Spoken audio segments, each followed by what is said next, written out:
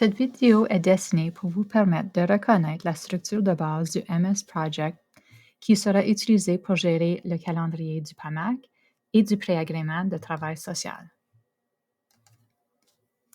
Dans le coin supérieur gauche, en gras, vous trouverez le titre du projet et les dates de début et de fin.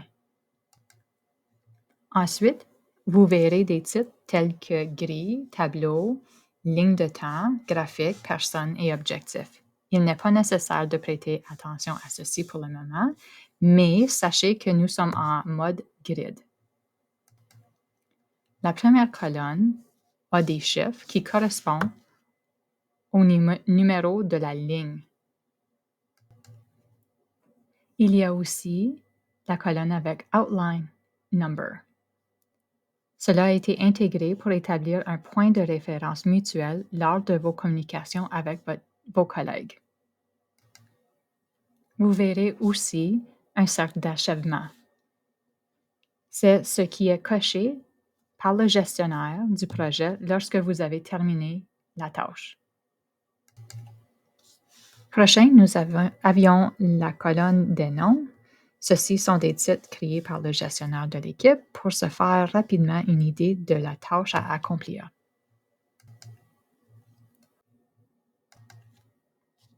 Ensuite, il y a Quick Looks, qui fournit au lecteur des informations sur les notes. Ceci ressemble à des notes autocollantes ou sur les pièces jointes, que l'on peut reconnaître comme des trombones. Il y a également un cercle pour indiquer une liste de contrôle pour la tâche. Nous avons la colonne assignée à. Ceci indique la personne ou les personnes spécifiques qui ont été identifiées comme le responsable ou la responsable de la tâche. Ensuite, la colonne de durée. Ceci indique le nombre de jours jusqu'à la date d'échéance. La date de début et la date de fin déterminera la durée. Il y a aussi une colonne pour indiquer le niveau de priorité. Donc, il pourrait avoir urgent, important, moyen ou bas.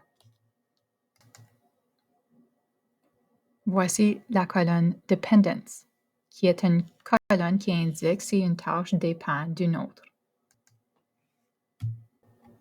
Comme exemple, la ligne 86 ou numéro 8.1, lettre d'intention, indique que la ligne 87 peut commencer lorsque 86 est fini.